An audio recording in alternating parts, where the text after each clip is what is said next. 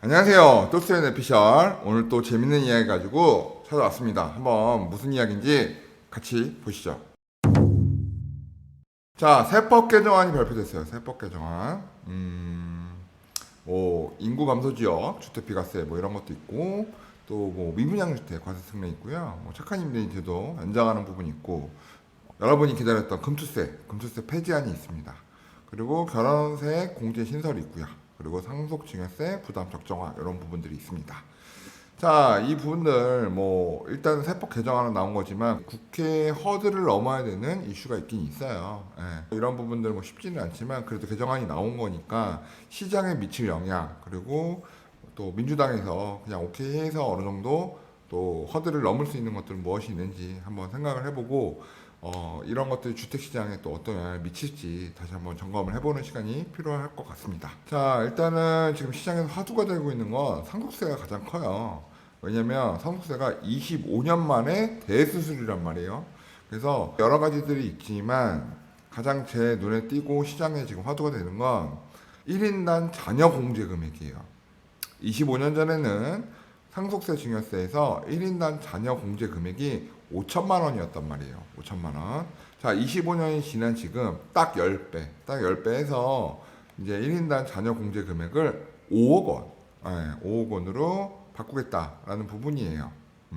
그래서 지금 많은 언론에서는 이 자녀 공제 금액이 1인당 5억이니까 자녀가 많은 집들은 좀 유리하겠다. 뭐 이런 얘기도 많이 하고 있고요. 25년 동안 떨어진 화폐 가치 하락, 그리고 또 그동안 올랐던 물가 상승을 생각하면 25년 만에 수술이 되는 것이 맞다라는 부분에 대해서 시장도 인정하고 있고 언론을 통해서 전달됐을 때 딱히 크게 부정도 없기 때문에 이 부분은 민주당에서도 그냥 오케이를 해야 되는 상황인 것 같아요.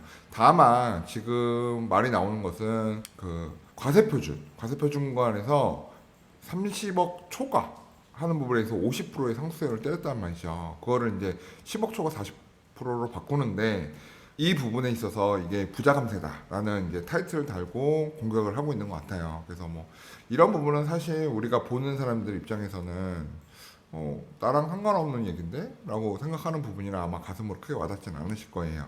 자, 이것저것 다 제끼더라도 5천만 원에서 공제금액이 5억으로 바뀌는 건 부동산 시장에 굉장히 큰 이슈입니다.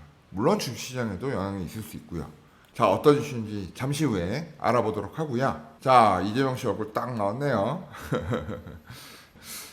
종부세 문제에 대해서도 최근에 이제 이재명 씨가 이야기한 부분이 있죠. 시장에 많이 변화했기 때문에 조금 뭐 변경, 수정할 필요가 있어 보인다라는 이야기도 자기 입으로 했단 말이죠.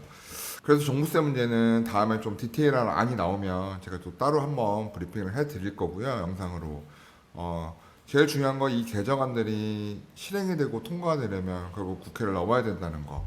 그래서 국회에서 다른 건 다 몰라도 아마 자녀공제 부분은 아무래도 반영이 되지 않을까라는 게 제 생각입니다. 자, 뭐 인터넷상에 또 뜨거워요. 부자 감세냐, 뭐 돈도 없다는데 뭐 또 세금을 또 깎아주냐, 막 이렇게 하고 있는데 그 말에 동조하지 마세요.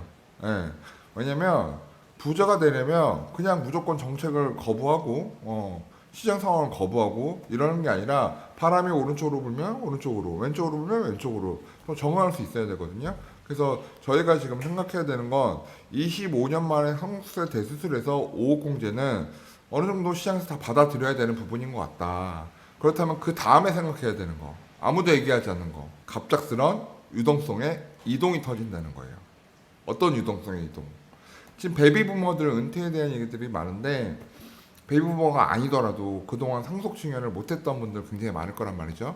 그분들에 의해서 자녀들한테 5억씩 이렇게 증여를 할 수 있는 이제 시간이 돌아왔기 때문에 세금 없이 5억을 자식들에게 증여하게 되면 자식들, 젊은 20, 30 혹은 뭐 아직 무주택 40 이런 경우는 5억을 증여받게 되면 대출을 좀 얹게 되면 주택을 12억, 15억, 9억 이하는 뭐 당연히 쉽게 매수가 가능하겠죠. 그래서 주택시장의 접근이 굉장히 빨라진다. 그래서 지금의 부의 상속과 증여를 통한 주택시장의 실매수들이 많이 나오게 되고, 지금도 3040의 매수가 주축을 이루고 있는데 이것이 더 강해질 수 있다라는 생각을 하셔야 된다는 거예요. 그죠? 예, 그래야 똑똑한 거죠. 화폐 가치 하락이 굉장히 앞으로 더 빨라질 겁니다. 예, 그래서 옛날 가격도 지금 나와 있지만 지금 1990년대 압구정이 3.3억이었단 말이죠. 그게 10배가 됐어요. 45억. 1990년대 목동 신시가지 얼마였다? 2.6억. 근데 지금 얼마다? 26억. 자, 보시게 되면 10배 혹은 그 이상의 아파트 가치가 상승한 걸 볼 수 있어요. 근데 어바웃 대충 다 10배죠. 그죠? 잠실을 보거나 목동을 보거나 이렇게 보게 되면 뭐 상계동도 마찬가지고 거의 10배 정도 됐단 말이죠. 자, 그럼 이런 생각을 해봐야 돼요. 이제 25년 전에 5천만 원 공제했던 목동 신시가지가 2.6억이었을 때 공제 금액이 5천만 원이었잖아요. 그게 이제 10배의 5억 공제가 일어나게 되면 주택시장에 새로운 바람이 불 수도 있다 라는 걸 생각하셔야 돼요. 제 말에 반감이 있으신 분들 클 수 있어요. 자, 상속 증여되는 금액 어디로 할 건가? 근데 잘 생각해 보세요. 아, 나 5억 받았어. 슈퍼카 사야지. 아, 5억 받았어. BMW 벤츠 사야지. 나 5억 받았어. 뭐예요? 명품 사야지. 아니라는 거죠. 증여를 해줄 때는 부모의 관여가 들어가요. 너 내가 5억 증여해 줄 테니까 이번에 대출 좀 얹어서 혹은 전세 끼고 집을 사. 그러면 증여해 줄게. 그렇기 때문에 이 돈들은 부동산으로 갈 가능성이 굉장히 커요. 그렇지 않으면 증여 안 해줄 거야. 저 어떻게 하시겠어요? 집 살게요, 엄마. 아버님 집 사겠습니다. 결국 부동산으로 갈 수밖에 없고 부의 이전이 시작될 수 있다는 거죠.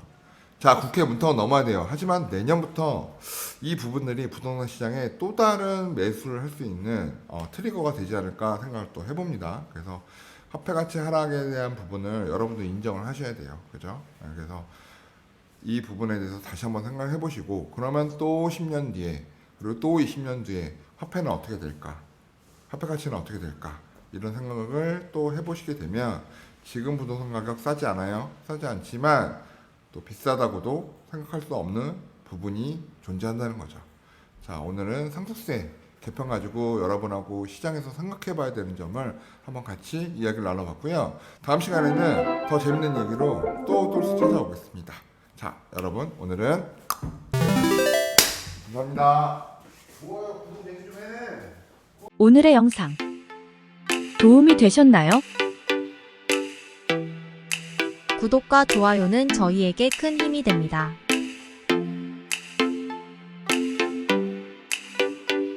오래오래 우리 함께해요.